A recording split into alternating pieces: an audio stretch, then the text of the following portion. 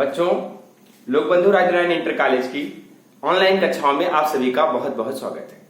ठीक है, तो आज अब हम डायरेक्ट इनडायरेक्ट के अंत की ओर पहुंच रहे हैं। ये पोर्शन आपका फिनिश होने वाला है।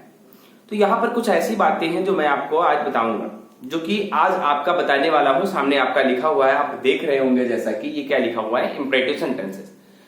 तो बहुत सारे बच्चों को डाउट होगा कि इंपरेटिव सेंटेंसेस एक्चुअल में होते क्या है। हिंदी में इनको कहते हैं आदेशात्मक वाक्य या आज्ञासूचक वाक्य। ठीक है, तो आप सबसे पहले जो बच्चे ये नहीं जानते हैं, हाई स्कूल के या फिर 9th के वे बच्चे या फिर फर्स्ट ईयर या इंटर के वे बच्चे जिनको यही नहीं पता है कि इंपरेटिव सेंटेंसेस होते क्या हैं, सबसे पहले बच्चे ये जानेंगे कि आप इंपरेटिव सेंटेंसेस होते क्या हैं और ये कितने प्रकार के होते हैं, इनमें कौन कौन से टाइप्स हैं। तो वो बातें आपको, सारी चीजें आपको क्या करनी है, समझनी है। इन सारी बातों को आप समझते हुए जब आप आगे बढ़ेंगे, तब आपको आज मैं इंपरेटिव सेंटेंसेस के डायरेक्ट सेंटेंसेस को इनडायरेक्ट में कन्वर्ट करना मैं सिखाऊंगा।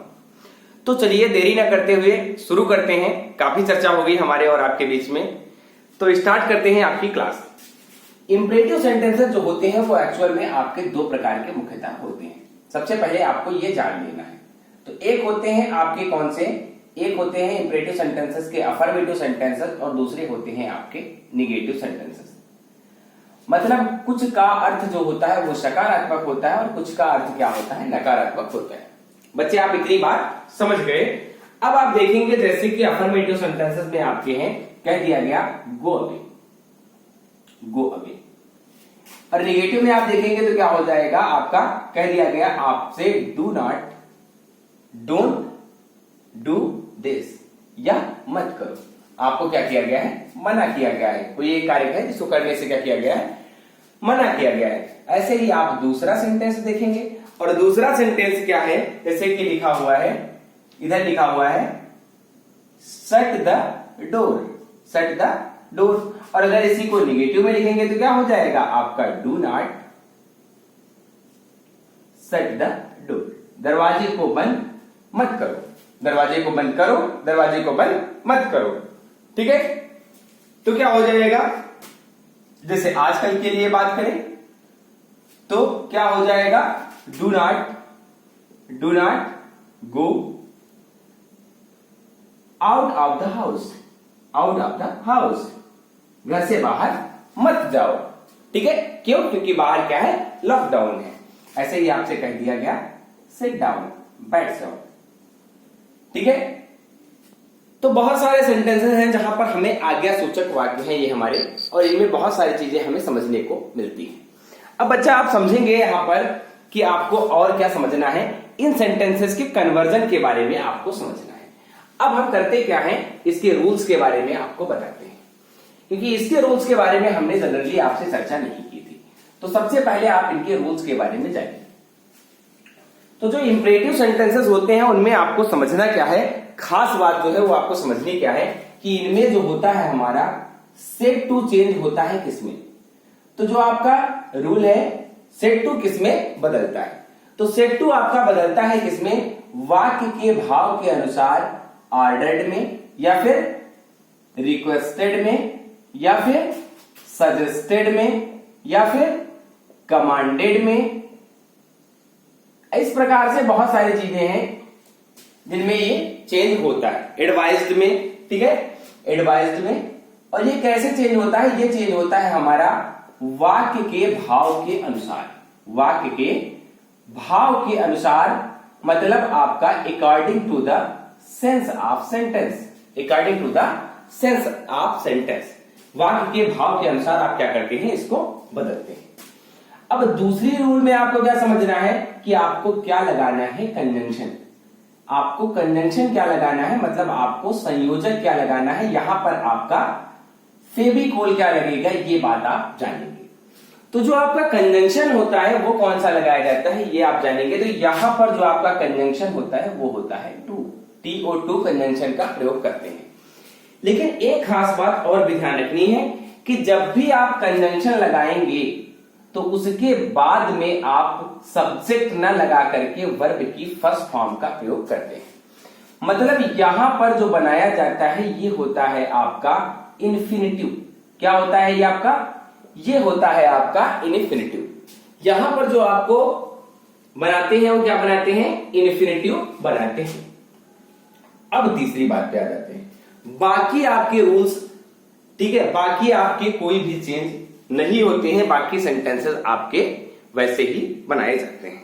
अब आप देखेंगे कि एग्जाम्पल जिसके थ्रू आप समझने का प्रयास करेंगे, तो आपका आ जाएंगे एग्जाम्पल नंबर 1, मतलब आपका उदाहरण 1 आप समझेंगे, उदाहरण 1 को आप समझेंगे बच्चा। तो ये लिखा हुआ है ही सेड टू हिम, एक और भी है यहां पर, वो है आपका कौन सा, वो है आपका फॉरबिड। फॉरबिड का अर्थ होता है मना करना। फॉरबिड का अर्थ क्या होता है, ये होता है आपका मना करना। ये तब आप प्रयोग करते हैं जब आप निगेटिव सेंटेंस होता है, तब आप इसको प्रयोग में लाते हैं। एग्जाम्पल आपको मैं समझाता हूं, जैसे कि आपका पहला एग्जाम्पल है, और ये पहला एग्जाम्पल आपकी स्क्रीन पर ये रहा सामने। आप देखेंगे लिखा हुआ है I said to my friend. क्या लिखा हुआ है, I said to my friend, मैंने अपने दोस्त से कहा, मैंने अपने मित्र से कहा। और क्या कहा वो आप देखेंगे, लिखा हुआ है प्लीज हेल्प मी। क्या कहा, प्लीज हेल्प मी, कृपया आप मेरी सहायता करें, कृपया आप मेरी सहायता करें। तो क्या हो जाएगा, देखिए वहां पर कृपया लगा हुआ है, प्लीज। पहली बात तो जो ये शब्द होते हैं ये हटा दिए जाते हैं, इसको हम बाद में प्रयोग नहीं करते हैं जब हम इनडायरेक्ट बनाते हैं, ये बात आप जान गए। अब सेड टू को किसमें बदलेंगे, जब भी आपका प्लीज लगा होगा मतलब वो क्या कर रहा है, निवेदन कर रहा है, मतलब वो कर रहा है रिक्वेस्ट। तो क्या हो जाएगा, I requested my friend, I requested my friend, मैंने अपने दोस्त से निवेदन किया। और क्या किया, किस चीज के लिए, तो कंजंक्शन क्या लगाते हैं, टू, फिर आपका लगेगा वर्ब, और वर्ब आपकी क्या है, हेल्प, और इसकी हमेशा आपको फर्स्ट फॉर्म का ही प्रयोग करना है। तो टू हेल्प, और मी आपका फर्स्ट पर्सन है, जो भी चेंज होगा आपका सब्जेक्ट के अकॉर्डिंग, तो क्या लग जाएगा, आपका मी ही रहेगा, क्योंकि वहां पर क्या है, आई है, जो कि चेंज नहीं होना है, वो वैसे ही लगा दिया जाएगा। अब आप दूसरा सेंटेंस देखेंगे, लिखा हुआ है द जज सेड, दूसरा सेंटेंस है द जज सेड, जज ने कहा, और क्या कहा, उन्होंने कहा call the first witness, call the first witness, पहले गवाह को बुलाया जाए। कॉल द फर्स्ट विटनेस मतलब पहले गवाह को बुलाया जाए। तो क्या हो जाएगा, हो जाएगा द जज सेड, मतलब जज ने क्या किया है, तो जज जो देता है वो देता है कमांड, वो हमारा कोर्ट की कमांड होती है। तो क्या हो जाएगा, द जज कमांडेड।